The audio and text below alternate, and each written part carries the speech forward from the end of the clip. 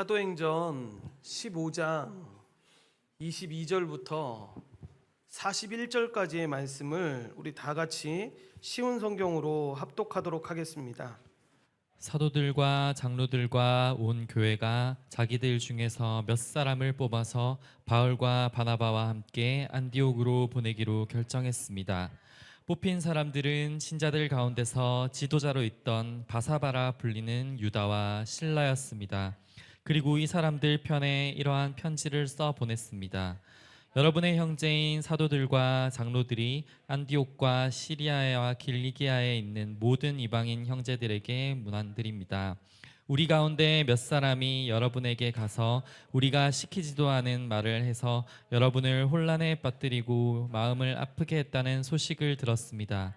그래서 우리는 몇 사람을 뽑아 사랑하는 형제 바나바와 바울과 함께 여러분에게 보내기로 의견 일치를 보았습니다. 바나바와 바울은 우리 주 예수 그리스도의 이름을 위해 자기 목숨도 내놓은 사람들입니다. 그래서 우리는 우리가 쓴 편지의 내용이 사실임을 분명히 하려고 그들과 함께 유다와 실라를 보냅니다. 여러분에게 다음에 말하는 요구사항 이외에 다른 어떠한 짐도 지우지 않는 것이 성령과 우리의 생각입니다. 우상에 바친 제물과 피와 목졸라 죽인 짐승의 고기를 먹지 마십시오. 그리고 음란한 어떠한 행동도 하지 마십시오. 이런 일만 지킬 것입니다. 그럼 안녕히 계십시오. 그들은 예루살렘을 떠나 안디옥으로 내려갔습니다. 안디옥에서 신자들을 불러 모으고 그 편지를 전해 주었습니다. 안디옥 교회는 그 겉면의 말씀을 읽고 기뻐했습니다. 유다와 실라는 예언자이므로 신자들을 권면하여 그들에게 힘을 북돋아 주었습니다. 그들은 거기서 얼마 동안 머물다가 평안히 가라는 신자들의 인사를 받고 자기들을 보낸 사람들에게로 돌아갔습니다. 바울과 바나바는 안디옥에 계속해서 머물러 있으면서 다른 사람 주님의 말씀을 가르치며 전파하였습니다. 며칠 뒤에 바울이 바나바에게 말했습니다. 우리가 주님의 말씀을 전한 바 있는 여러 도시로 다시 가서 신자들을 방문하고 그들이 어떻게 지내는지 알아봅시다. 바나바는 마가라 불리는 요한도 데려가고 싶었습니다. 그러나 바울은 마가 요한이 그들과 함께 계속 일하지 않고 밤빌리아에서 그들을 떠난 사람이기 때문에 그를 데려가는 것을 좋게 여기지 않았습니다. 바울과 바나바는 이 일 때문에 심하게 다투었습니다. 그러다가 둘은 마침내 갈라서고 말았습니다. 바나바는 마가를 데리고 배를 타고 키프로스로 떠나갔습니다. 반면 바울은 실라를 선택하였으며 주님의 은혜를 빌어주는 안디옥 신자들의 환송을 받고 실라와 함께 그곳을 떠났습니다. 바울은 시리아와 길리기아를 다니면서 각 교회에게 힘을 북돋아 주었습니다. 아멘. 오늘은 사도행전 33번째 시간입니다. 오늘도 하나님의 충만한 은혜가 이 무더위 가운데 우리 모두에게, 특별히 우리 자녀들에게 충만하게 넘치게 되기를 소망합니다. 지난 시간에 우리는 이 이방인 교회들이 성장을 하면서 일부의 유대인 그리스도인들과 이 이방인 그리스도인들 간에 갈등이 일어났다라고 했습니다. 그래서 일부의 유대인들은 이 율법이 여전히 동일하게 구속력을 가지고 있는가라는 문제를 가지고 있었고, 이방인 그리스도인에게는 어느 정도로 우리가 율법을 준수해야 하는가라는 문제가 그들에게 있었습니다. 그래서 일부 과격한 유대인 그리스도인들은 이방인 교회들을 다니면서 잘못된 이야기들을 하기 시작했던 거죠. 그 이야기가 뭐냐면 이방인들도 모세의 율법에 따라 이 관습에 따라 할례를 받아야지만 구원을 받을 수 있다라고 이야기를 했던 겁니다. 이들은 거짓 교사들로 이렇게 이 문제는 초대교회가 해결해야 될 중요한 문제가 되었습니다. 그래서 이것이 공식적으로 첫 교회에 회의가 열리게 된 계기가 된 문제였는데, 이렇게 바울과 바나바를 반대하는 이 바리새파 출신의 일부 유대인들은 할례와 모세가 가르쳐준 그 관례를 지킬 것을 모든 이방인 교회에 요구해야 된다라고 과격한 주장을 하고 있었습니다. 그렇기 때문에 예루살렘에 회의가 열렸던 것인데, 이 많은 사람들이 토론을 한 후에 어느 정도 결정이 된 후에 베드로가 10여 년 전에 있었던 이 고넬료의 회심 사건을 이야기하면서 하나님은 유대인과 이방인을 차별하지 않으신다라고 말씀을 하면서 오직 주 예수 그리스도의 은혜로 모든 사람은 구원을 받는다라고 이야기를 했습니다. 이후 바울과 바나바가 베드로의 말에 더해서 자신이 경험했던 이 베드로가 이야기했던 그 이방인들이 구원받았던 일들이 우리가 복음을 전할 때 이렇게 일어났다라고 말을 하면서 여러분 베드로의 주장에 힘을 실어 주었던 것입니다. 그리고 나서 최종적으로 예루살렘 교회의 지도자이자 이 예수님의 혈육 동생이었던 야고보가 이 아모스서 9장 11절과 12절 말씀을 인용하면서 그들의 주장이 맞다고, 하나님은 이방인도 이 주의 이름을 위한 백성에 포함시켰다고, 그러니까 지금 베드로나 이 바울이나 바나바가 주장하고 있는 내용이 아니라 이 모든 내용이 하나님께서 이미 구약시대 때 약속하신 말씀이라는 것을 지금 이야기하면서 이 내용을 최종적으로 정리하게 됩니다.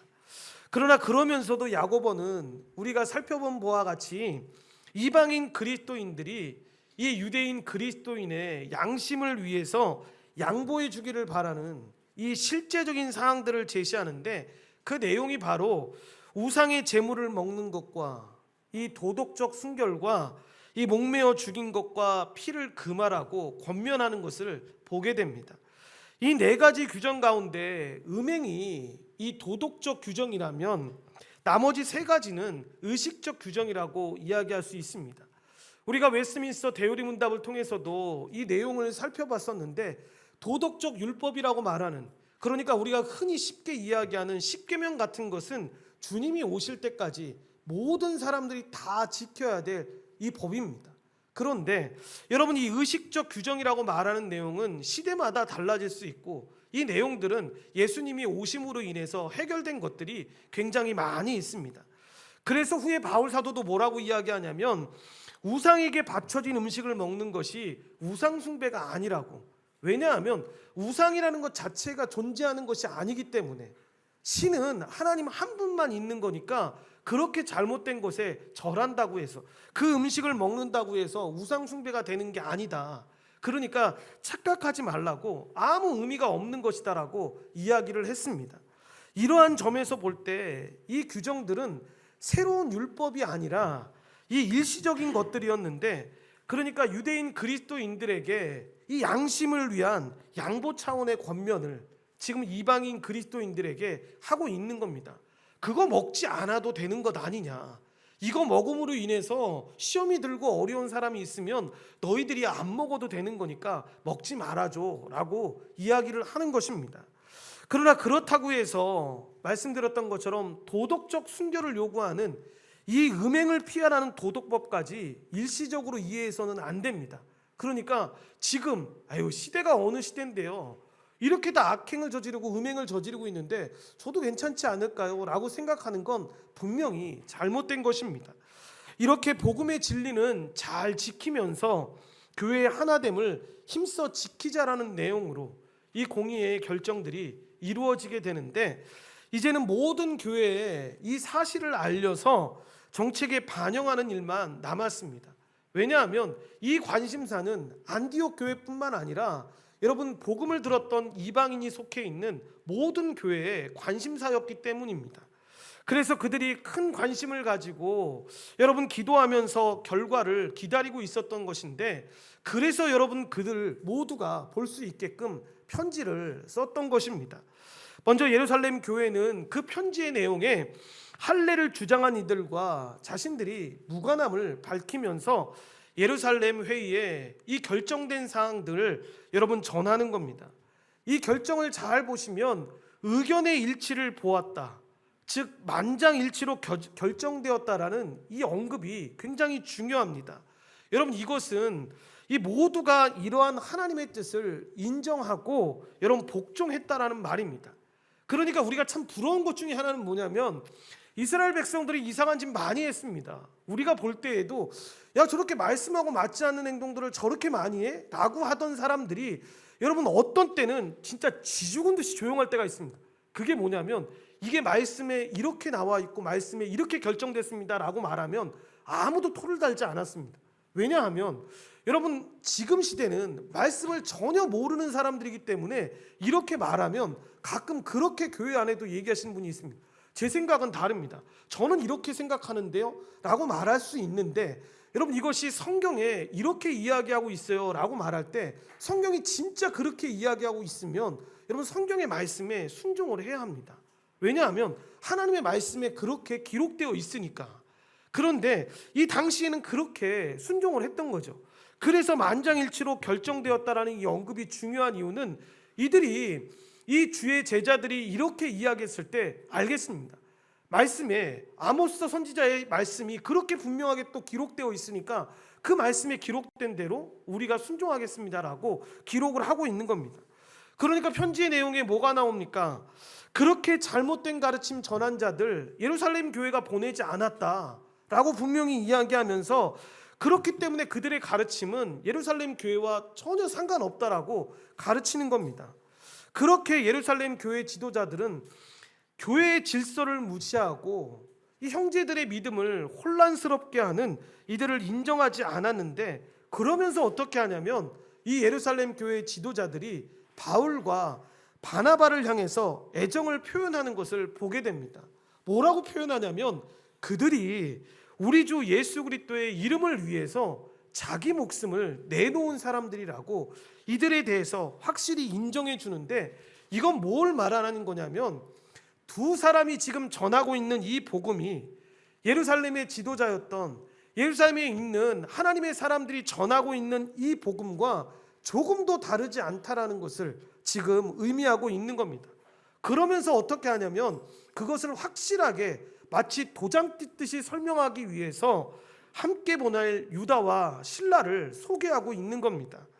이렇게 바울의 일행을 제외하고 여러분 두 사람을 더 보낸 건 뭐냐면 당시의 율법의 내용을 존중했던 겁니다. 뭐냐면 당시 율법의 중요한 일들에 대해서 이 두 사람의 증인을 요구했기 때문에, 그러니까 반대쪽 사람들에게도 분명히 이야기하는 겁니다. 율법에 나오는 내용인 것처럼 이 중요한 내용들을 두 사람의 믿음의 사람들을 보내서 확실히 도장 찍어서 보내니까 토를 달지 말라라는 겁니다. 또한 예루살렘 교회도 이 모든 결정에 함께 하고 있다. 지금 사도 바울과 바나바가 전하고 있는 복음에 우리도 토를 달지 않고 우리도 동일한 내용을 전하고 있다는 걸 그들에게 설명하고 있는 것입니다. 이렇게 예루살렘 교회는 여러 지역의 이방한 신자들을 동일한 하나님의 백성으로 생각하고 있고 그들을 대하고 있다고 설명하고 있는 것입니다. 그리고 특별히 이 핵심적인 결정적인 사항을 소개하는 부분에서 뭐라고 하냐면 성령의 역사를 강조합니다. 그래서 개역개정판 성경에 보면 22절과 26절의 말씀을 보면 결정하다라는 단어가 나오고 28절에 보면 옳은 줄 안다라고 번역된 이 동사 도케오는 공식 회의에서 통과된 결정을 여러분 지칭하는 전문 용어입니다. 그러니까 여러분 이렇게 성령께서 그 일 가운데 함께하고 계신다라는 거. 그래서 이 결정을 내리는 주체에 대해서 22절과 26절은 우리라고 지칭하지만 28절에는 결국에 뭐라고 이야기하냐? 성령과 우리가 이 일을 내린 주체다라는 것을 분명하게 설명하고 있습니다. 이것은 예루살렘 교회의 지도자들이 내린 이러한 결정들이 성령의 인도에 따라서 내린 결정임을 분명하게 설명하고 있는 것인데, 물론 회의 과정에 대한 묘사에서 성령의 개입에 대한 언급은 전혀 없습니다. 그런데 우리가 지금 사도행전의 전체적인 흐름을 이 말씀을 통해서 볼 때 성령을 지금 언급하고 있는 것이 너무 타당하다라는 것을 우리가 알게 되는데, 하나님은 이방인에게 성령을 주심으로, 그러니까 고넬료와 뒤에 사도 바울이 복음을 전했을 때 성령이 역사하셨을 때 일어났던 일들을 보여주셨던 것처럼 그들 역시 하나님의 백성이라는 걸 이렇게 입증하고 있는 것입니다. 그리고 지난주에 살펴본 바와 같이 이 하나님은 이러한 일이 있을 것을 아모스 선지자를 통해 예언하셨는데, 그런 관점에서 본다면 지금 사도들과 장로들의 이 결정이 성령의 주도적인 언급에 따라서 지금 이루어지고 있다라는 것은 여러분 정말 의미 있는 일입니다.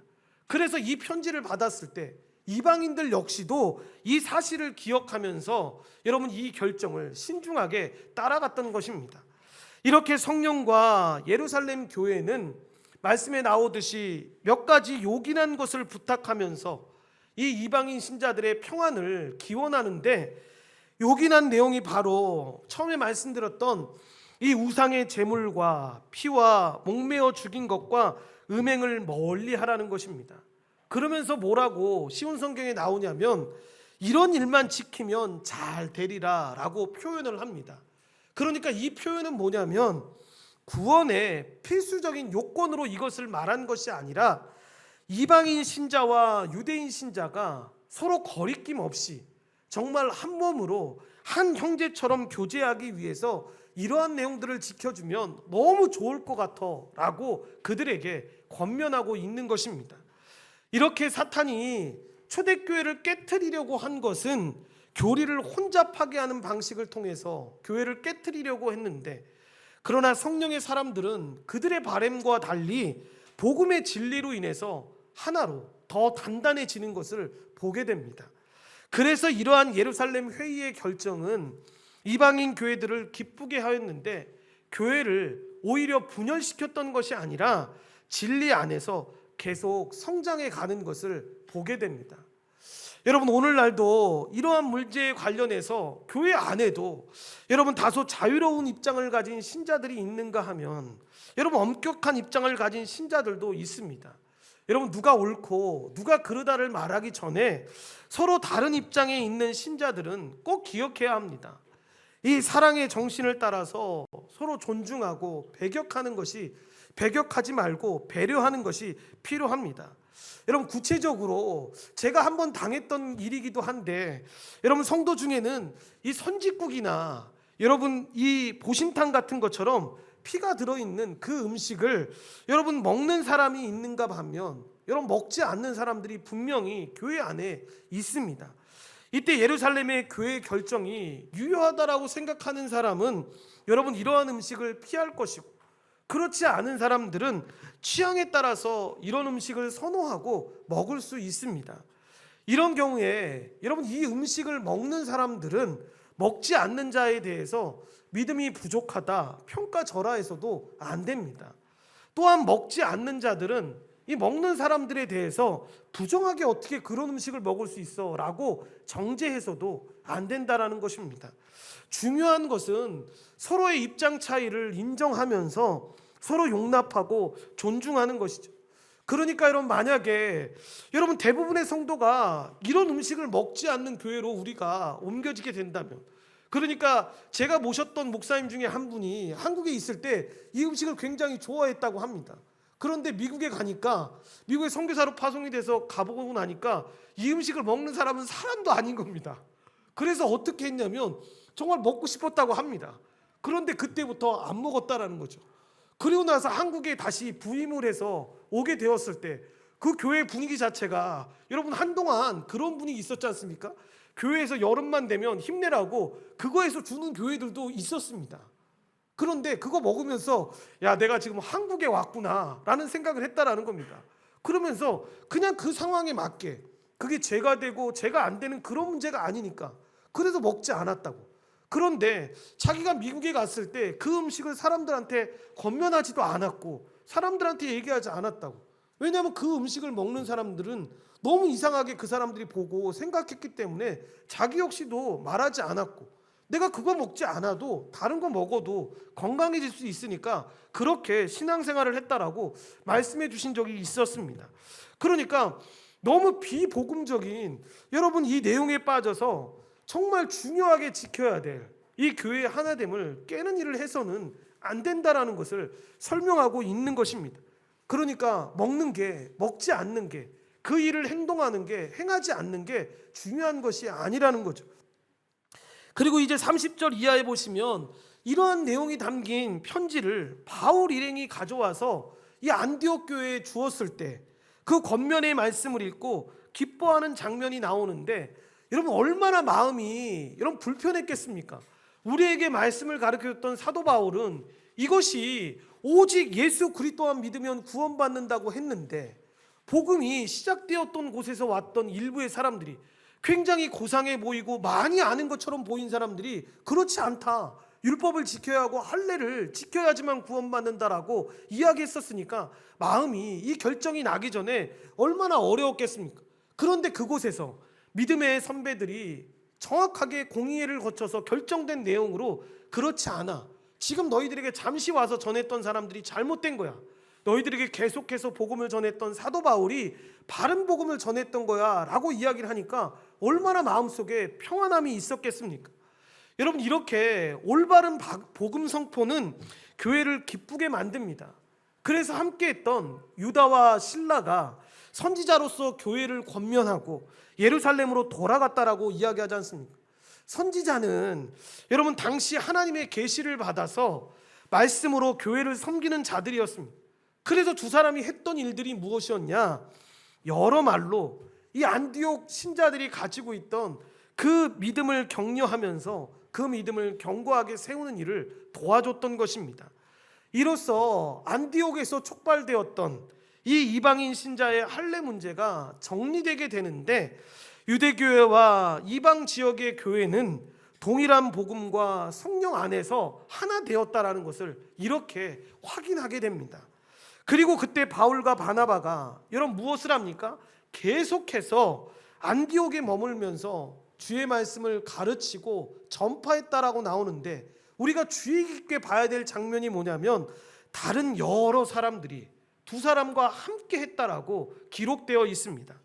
여러분, 이것은 안디옥 교회가 예루살렘 교회의 편지를 받은 이후로, 그러니까 복음으로 더 단단하게 세워진 이후에 그들이 어떻게 했느냐, 더욱 열심히 복음을 가르치고 전파했다라는 것을 이렇게 보여주는 것입니다. 이렇게 예루살렘 공의회의 결정으로 말미암아 이방인 신자들은 이 할례나 율법의 의식적인 이 멍에들로부터 자유함을 얻게 됨으로써 이 유대인 신자들과 이방인 신자들을 가르는 장벽들이 무너져서 사도 바울이 이야기했던 것처럼 그리스도 몸 안에서 하나됨을 누리는 그 은혜를 얻게 된 것입니다. 그리고 35절에 그렇게 안디옥에서 여느 때와 같이 말씀을 가르치던 중에 바울이 바나바에게 이야기하는 겁니다. 우리가 주의 말씀을 전한 바 있는, 그러니까 이전에 우리가 말씀을 전했던 여러 도시를 다시 방문해서 그들이 어떻게 지내는지 알아보자라고 제안을 하는 겁니다. 36절에 나오는 며칠 후에라는 이 말은 여러분 몇 주나 몇 달을 의미할 수 있는 겁니다. 단지 며칠 동안 가서 잘 살고 있네 확인하고 오는 게 아니라 그들이 정말 들었던 복음대로 살고 있는지, 그리고 그들이 그 들었던 복음을 오해하고 있지는 않는지 확인했던 거죠. 그러니까 이미 이슈가 되었던 이 할례 문제가 공의의 해결로 다 해결되었기 때문에, 그리고 바울과 바나바가 아니어도 이제는 많은 사람들이 안디옥 교회에서 이 복음을 전하고 있기 때문에 여러분 걱정하지 않고 이제 떠나도 되지 않겠냐. 그래서 바나바에게 여러분 말하고 있는 겁니다. 그리고 또한 얼마 전 갈라디아서를 썼던 바울의 입장에서 볼 때에는 이 교회 공의의 결정이 났더라도 마음 가운데 어려움이 있는 겁니다. 복음을 전한 지 얼마 안 된 이 어린 교회 성도들이 이 말씀을 가운데 혼란스러워하진 않을까. 이 편지의 내용이 전해졌음에도 불구하고 여전히 이상한 말씀으로 이 복음을 혼란케 하는 자들이 있지 않을까. 그러니까 우리가 가서 다시 복음을 전해야겠다라는 생각을 했던 겁니다. 그래서 이런 제안 안에 이런 바나바가 긍정적으로 반응을 합니다. 그런데 문제는 긍정적으로 반응을 하면서 지난번과 마찬가지로 마가라고 하는 그 요한을 데리고 가자라고 요청을 했던 겁니다. 바울이 1차 전도 여행에서 여러분 중도에 떠나버린 이 마가를 다시 데리고 갈 수 없다라고 분명하게 이 반응에 대해서 이야기를 하는데, 이것은 단순히 의견 차이일 수도 있지만 두 사람이 이 일로 인해서 크게 다투게 됩니다. 그래서 39절에 심히 다투었다라는 이 표현은 아예 안 돼. 그 사람 우리한테 얼마나 어렵게 했어. 그리고 그 사람 때문에 우리가 힘들었잖아. 이런 정도의 표현이 아닙니다. 심한 감정이 표출되는 싸움을 했다라는 겁니다. 그러니까 화와 짜증이 막 여러분 격분이 드러나는 불화를 했던 거죠. 그래서 결국에는 어떻게 합니까? 피차 갈라서게 됩니다. 그래서 말씀을 보면 바나바는 마가를 데리고 고향인 구브로로 가서 복음을 전하게 되고, 바울은 신라를 택해서 안디옥 교회의 축복을 받은 다음에 어린 교회들을 돌아보기 위한 여행을 시작하게 됩니다. 이렇게 한 번 실패를 경험한 이 마가를 데리고자 하는 이 바나바의 태도는 여러분 그의 일관된 성품을 보여주는 아주 좋은 면입니다. 바나바는 언제나 우리가 말씀을 통해서 보지만 누군가를 세워주는 사람이었습니다. 여러분 바나바가 없었다면, 그래서 제가 바나바에 대한 연구를 한번 했던 적이 있었는데, 바나바가 없었다면 바울이 있을 수 있었을까라는 생각이 들 정도로, 여러분 바울은 여러분 주의 제자들조차도 여러분 꺼려했던 사람 아닙니까? 그런데 사도행전 우리가 처음 부분에 봤을 때에도 바나바가 그때 어떻게 합니까? 보증을 합니다. 내가 보증할게. 이 사람 정말 예수 그리스도를 위해서 이렇게 변화된 사람이니까 함께 이 사람이 주의 사역할 수 있도록 우리가 도와주자. 그런데 이게 말처럼 쉽지 않았을 거라고 그때 말씀드렸던 이유가 뭡니까? 여러분 생각해 보십시오. 바울 때문에 죽고 고문을 당하고 핍박을 당했던 사람이 우리 형제였고 우리 부모님이고 우리 가족이었습니다. 그러니까 여러분 이걸 받아들이는 게 그렇게 쉽지 않았습니다. 그런데 바나바가 정말 믿음의 사람이었던 바나바가 이를 보증하니까 여러분 그런 의심들이 걷어지게 되었던 것 아니겠습니까? 그런 마음으로 바나바가 이 바울을 보증했던 거죠. 그러니까 어떤 사람은 이 마가 요한이 여러분 바나바의 혈육이었기 때문에, 조카였기 때문에 이렇게까지 무리하게 한 거 아니냐라고 생각하는데, 사도행전 전체나 신약 성경에 나와 있는 말씀들을 전체적으로 볼 때 조카였기 때문에 아니라 바나바는 원래 그런 사람이었습니다. 그래서 바나바를 통해서 어떻게 됩니까? 결국 마가가 여러분 멋진 사역자로 다시 태어나게 되지 않습니까? 그래서 우리가 사도행전 보기 전에 봤던 그 마가복음의 저자가 그 바로 이 마가입니다. 그렇다면 이렇게 좋은 얘기 많이 했으니까 바울은 그러면 정말 매몰차고 이상한 사람입니까? 여러분 전혀 그렇지 않죠. 여러분 그렇게 일방적으로 단정해내서는 안 되는데, 바울은 마가를 데리고 다님으로써 생길 수 있는 그 어려움을 방지하고자 했던 겁니다. 처음에 말씀드렸던 것처럼 1차 전도여행 떠날 때 지금처럼 여러분 이게 떼거리로 사람 몰려가가지고 전도여행하고 막 이런 게 아닙니다. 그냥 할 수 있고 곧바로 뭔가를 공급받을 수 있고 이게 아니었습니다. 군대를 다녀오신 분들은 알겠지만 여러분 어떤 중대 안에 10명, 12명이 한 사람 한 사람한테 특별한 임무를 부여합니다.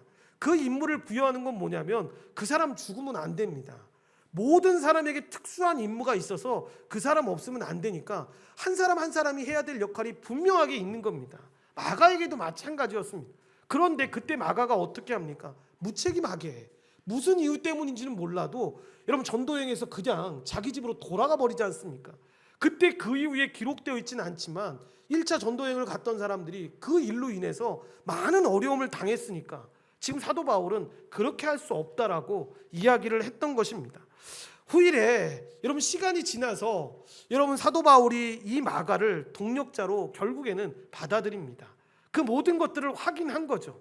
이제 같이 다니면서 함께 주의 사역을 감당해도 되겠다라고 생각해서 같이 다니는 거죠. 그리고 디모데후서에 가면 이 마가를 사도 바울이 어떻게까지 이야기하냐면 나의 일에 유익하다라고 칭찬을 하면서 그리워하는 모습을 보여주게 됩니다. 그러니까 누구의 잘못이 아닙니다. 그냥 그때 그들이 할 수 있는 최선의 방법을 했던 것입니다. 이 다툼을 한 후에 여러분 성경은 이렇게 성경의 인물들도 이렇게 허물이 많았다라는 것을 우리에게 보여주는데 우리가 바로 그런 존재들이기 때문입니다. 그런데 이 말씀을 보면서 우리는 깨닫습니다. 하나님의 은혜가 이렇게도 드러날 수 있구나라는 것을 깨닫게 되는데, 두 사람은 그렇게 여러분 싸웠지만 확실한 타협에 도달해서 하나가 아닌 두 가지의 임무를 수행하게 됩니다. 그래서 바울과 바나바가 두 개의 전도팀으로 나누어지게 되는데, 이러한 모습을 보면서 정말 하나님의 생각은 사람의 생각과 참 다르다라는 것을 느끼게 됩니다. 여러분, 심한 다툼을 하면 여러분 교회도 여러분 심한 다툼이 일어날 수 있습니다. 그런데 여러분 그 뒤의 현상을 잘 봐야 합니다. 판을 깨트리는 경향이 있는 사람이 있는가 하면 하나님은 두 사람의 큰 다툼을 통해서 잘 보시면 당신의 일을 더 크게 확장하시는 것들을 보게 됩니다. 뿐만 아니라 마가에게도 회복의 기회로 임하게 되는 것을 봅니다. 결국 예루살렘 교회가 이 공의의 결정을 전달하려고 보냈던 그 신라가 바나바를 대신해서 바울의 동역자가 되는 것을 우리는 말씀을 통해서 확인하게 되는데, 데럴벅의 표현대로 예루살렘과 안디옥이 함께 일하게 되는 놀라운 일이 일어나게 됩니다. 신라도 여러분 디아스포라 유대인으로서 여러분 로마 시민이기도 했으니까 향후 로마를 위한 그 사역 가운데 신라가 중요한 역할을 감당하는 자이니까 바울과 신라는 그렇게 사역을 하면서 교회를 더 견고하게 하는 일들을 감당하게 됩니다. 특히 길리기아의 교회들은 바울이 안디옥으로 부름을 받기 전에 10여 년이라는 시간 동안 복음을 전했던 그 교회인데, 이 바울의 본래 계획대로라면 이 1차 전도여행에 세워진 교회들을 돌아보는 것이었습니다. 그런데 바나바가 구브로로 갔기 때문에 바울은 이제 바다가 아닌 육로를 선택할 수 있게 되었고, 이래서 초대 전에 초기에 복음을 세워진 그 길리기아 교회에 가서 복음을 전하게 되는 여러분 일들을 보게 됩니다. 결국 여러분 하나님의 생각은 사람들의 생각과는 참 다르지만 더 하나님의 은혜 가운데 일하게 되는 것을 보게 되는데, 본문이 우리에게 주는 도전은 이 분열과 일치에 관한 문제에 있어서 우리가 어떻게 해야 되는지를 분명하게 보여줍니다. 사도들이 살던 시대에도 분명히 교회 분열의 위기도 있었다. 그런데 성령께서는 지혜와 일치된 마음을 허락하셨고, 교회의 결정은 온 교회를 평안하게 하고 기뻐하게 했다라는 그 사실을 기억해야 합니다. 결론적으로 15장 말씀은 초대교회의 위기에 대한 말씀인데, 그들이 어떻게 위기를 대처하고 풀어나갔는지를 우리에게 보여주는데, 이 일을 통해서 우리가 얻을 수 있는 교훈은 먼저 이 공동체가 성경의 권위 아래에 있었던 공동체였다라는 점을 기억해야 합니다. 그래서 이 온전한 교회도, 이 교회로 살아가고 있는 우리 한 사람 한 사람도 이 성경의 권위 아래에 살아가고 있는 사람들이라는 걸 명심해야 하는데, 유대인 교회와 이 이방인 교회가 분열할 뻔했던 초대교회의 위기는 여러분 예루살렘 공의의 결정으로 해소되었고, 교회는 삼위 하나님 안에서 이 하나됨을 회복하게 되었습니다. 여기서 그들의 결정이 여러분 공동체의 성경 연구의 이 결과였다라는 사실이 참 중요한데, 말씀드렸던 것처럼 베드로와 이 바나바와 바울의 증거는 야고보에 의해서 이 구약 성경에 예언된 일치된 것임을 분명하게 그들에게 설명합니다. 그리고 이러한 결정은 이방인 형제들이 평생을 지고 갈 수 있는 그 짐을 벗겨주는 결과를 가져왔는데, 복음이 하는 일이 바로 그런 일입니다. 그러니까 복음을 듣고 나서 여러분 사람들이 간혹가다 복음을 오해했을 때 그런 얘기합니다. 복음을 듣고 나니까 더 무거워졌어요, 더 힘들어졌고 더 지치게 됐어요 라고 이야기하는 건 복음을 제대로 듣지 않은 겁니다. 복음이 우리에게 주어졌을 때 여러분 우리에게 나타나는 현상은 뭐냐면, 나에게 이제 있었던 모든 짐이 예수 그리스도로 인해서 다 내려놓게 됐다고. 예수 그리스도가 다 해결하심으로 나는 그냥 주님만 바라보고 주님의 은혜 가운데 살기만 하면 된다라는 것을 깨닫게 된다라는 겁니다. 그래서 이 결정이 성령과 우리의 결정이라고 말하는데, 성령의 가르침에 대한 깨달음과 순종이 만들어낸 결정이기 때문입니다. 여러분 어떻게 여러분 이런 결정에 이르게 되었습니까? 그들이 함께 성경을 읽고 여러분 함께 성경을 공부할 때 자신들이 가지고 있던 그 편견과 선입견들을 교정하게 되었고, 그들 사이에 있던 그 차이점들을 극복하게 되는 놀라운 일들이 일어나게 된 겁니다. 그러니까 우리가 공예배를 통해서 말씀을 배우고 신앙 고백서의 내용을 통해서 신앙 고백서의 내용들을 공부하는 이유도 바로 이것입니다.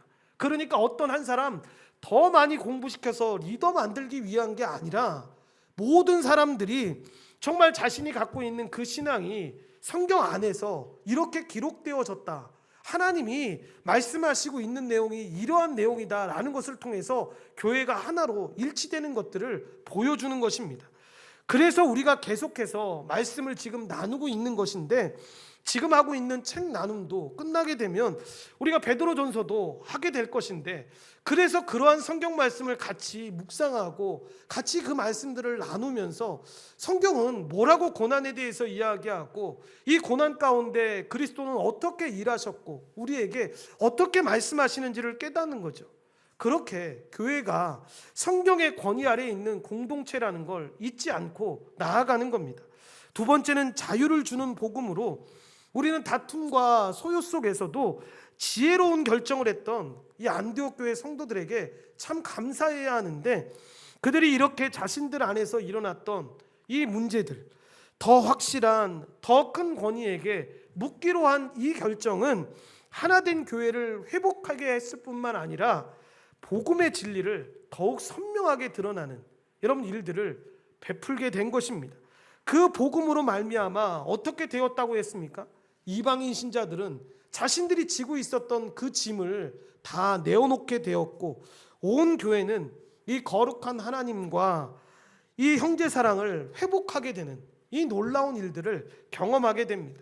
여러분, 우리도 가끔 조심해야 합니다. 그러니까 어린 신자들의 목에 이 우리들도 매지 못하는 멍에를 매게 하는 경우들을 우리가 보게 되는데, 그래서 우리가 인정하는 이 조건들 채우면 너의 믿음도 인정해 줄게 라고 생각하는 태도를 가질 수 있습니다. 그런데 예루살렘 공의의 결정은 그런 결정이 아니었습니다. 그런 입장과 태도는 복음을 분명하게 나타난다라고 생각하지 않았던 겁니다.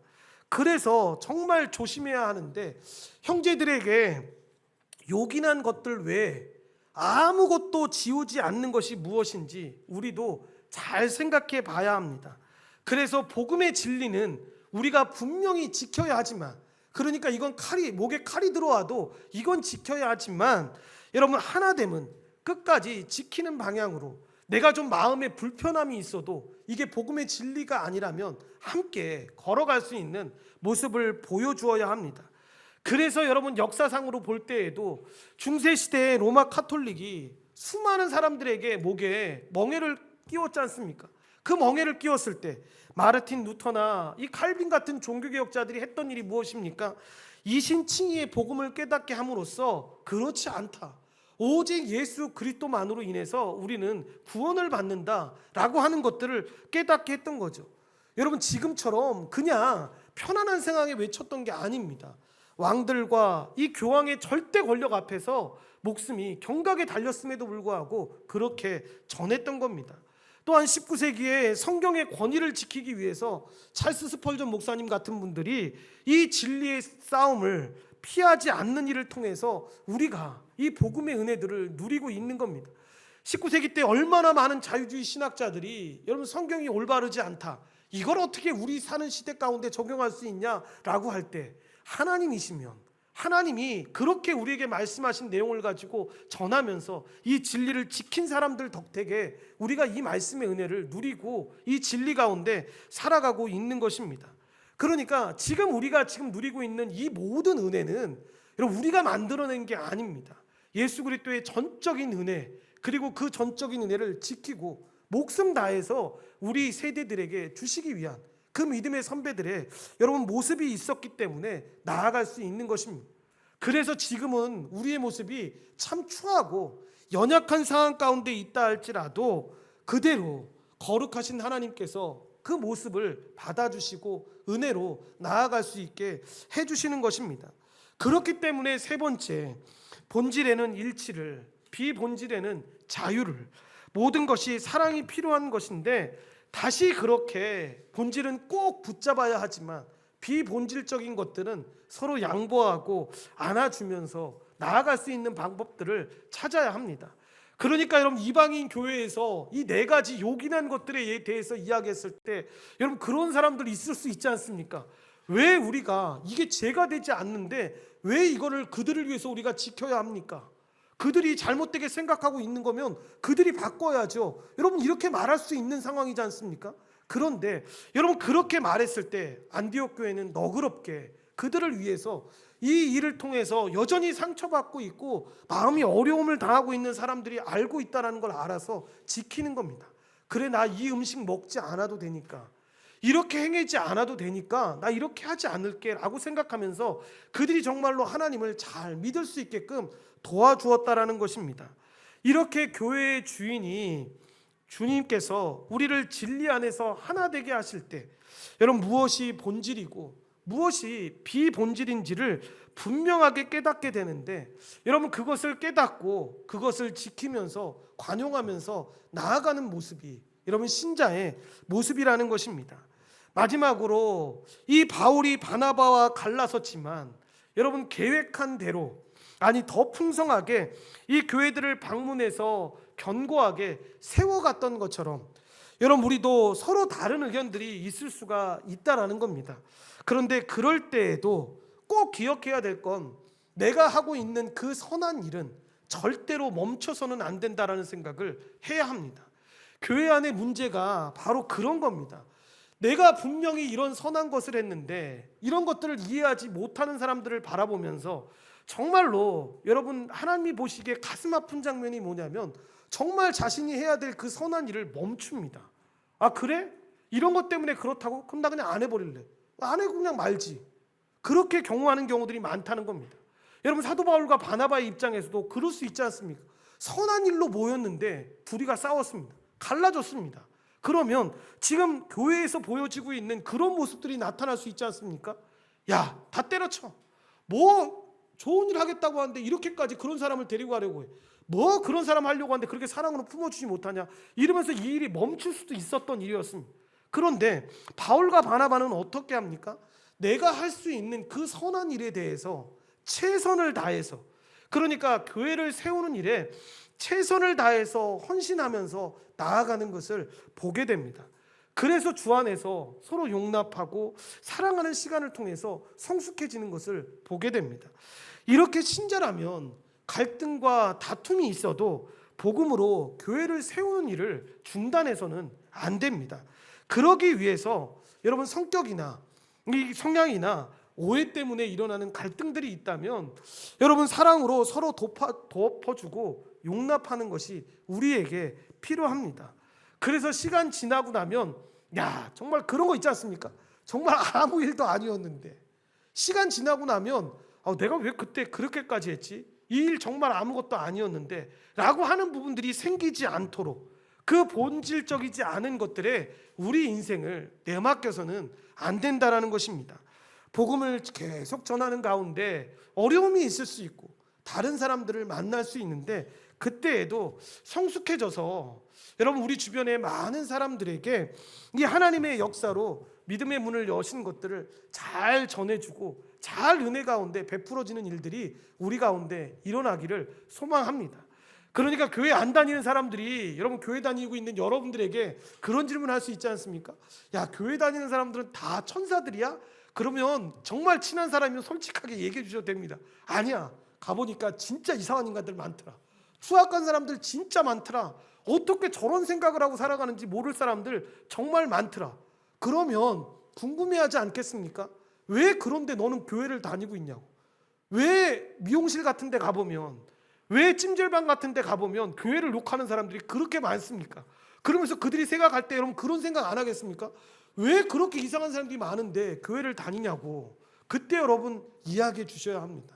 정말 그렇게 많은 사람들이 있고 이상한 사람들 정말 많은데, 나 그때 하나님께서 하신 일들, 선한 일들 하기 위해서 그곳 가운데 있어. 그래서 어저께도 내가 그 사람 때문에 상처받았지만, 어저께도 내가 그 사람 때문에 마음의 어려움을 당했지만, 주님이 가르쳐주신 그 선한 일을 감당하기 위해서, 주님이 나한테 주신 은혜에 비하면 그거 괜찮아. 그래서 나 그렇게 살아갈 수 있어. 내가 그러니까 너한테 이런 얘기 하는 것도 교회 욕하기 위해서 하는 게 아니라, 교회는 이런 사람들이 다 모여 있지만 하나님이 주인 되셔서 그 말씀 앞에서 다 순종하고 그 말씀 앞에서 인생을 내어놓는 사람들이 있는 곳이야. 그래서 교회를 다니면서 내가 은혜 받고 다시 그 선한 일들을 계속하는 거야 라고 설명해 주기를 소망합니다. 우리 온전한 교회가 다 좋은 사람들만 계시지만 여러분 그럴 때 아멘 안 하시는 게 정말 감사합니다. 여러분들 진짜 제가 비유적으로 설명한 거니까 어려운 사람들이 있지 왜 없겠습니까? 그런데 그때 우리가 기억하는 겁니다. 하나님의 이 선하신 일들이 계속해서 확장되어지고 이 은혜 가운데 우리가 걸어갑니다. 이 고백들이 우리 안에 점점 퍼져서 10년 지나고 15년 지났을 때 여러분 사람이 더 많이 모였을 수도 있는데 그때 많이 모였을 때에도 우리 교회 이상한 사람들 많아. 그렇지만 그 선한 일을 위해서 우리는 계속해서 한 걸음씩 한 걸음씩 걸어가고 있고 그 이상한 사람도 하나님의 말씀 앞에서는 순종하는 사람들이야. 그래서 그 이상한 짓을 하던 사람도 하나님의 말씀 앞에서는 그저 순종하고 순복하고 살아가. 그게 우리 교회야 라고 설명하는 그 온전한 교회의 삶이 그리고 우리의 삶이 되기를 간절히 축원드립니다. 기도하시겠습니다. 하나님 감사합니다. 하나님의 은혜 가운데 우리를 불러주시고 인도하여 주셔서 이 사도행전의 초기 교회들의 모습의 어려움들을 통해서 우리가 정말 살펴봐야 될 그 안에서도 어떻게 일치되었고 하나님의 은혜로 살아갔는지를 살펴보았습니다. 하나님이 베풀어 주신 이 은혜 앞에 우리의 삶을 내어 맡기고 우리 교회가 걸어가야 할 길을 우리가 보게 됩니다. 하나님 지치거나 낙심하거나 좌절해서 선한 일을 안 하는 일로 우리가 걸어가지 않게 하시고 어려움이 우리에게 또 올 것이고 어려움이 우리 가운데 있을 수 있지만 그 일 가운데도 우리가 선한 일 하는데 주저하지 않고 하나님의 은혜를 구하며 주님 앞에 나아갈 수 있는 믿음의 백성들 될 수 있도록 주님이 도우시고 인도하여 주시옵소서. 우리 삶에도 얼마나 많은 어려움들이 있고 시기와 질투와 낙심 가운데 살아갈 일들이 얼마나 많이 있습니까? 그때에도 이 말씀 잘 기억하게 도와주셔서 그래도 주의 선한 일만큼은 놓치지 않고 하나님의 은혜 가운데 걸어가면서 함께 할 수 있는 믿음의 백성 될 수 있도록 도우시고 인도하여 주시옵소서. 모든 걸 주님께 감사드리오며 예수님의 이름으로 기도드리옵나이다. 아멘.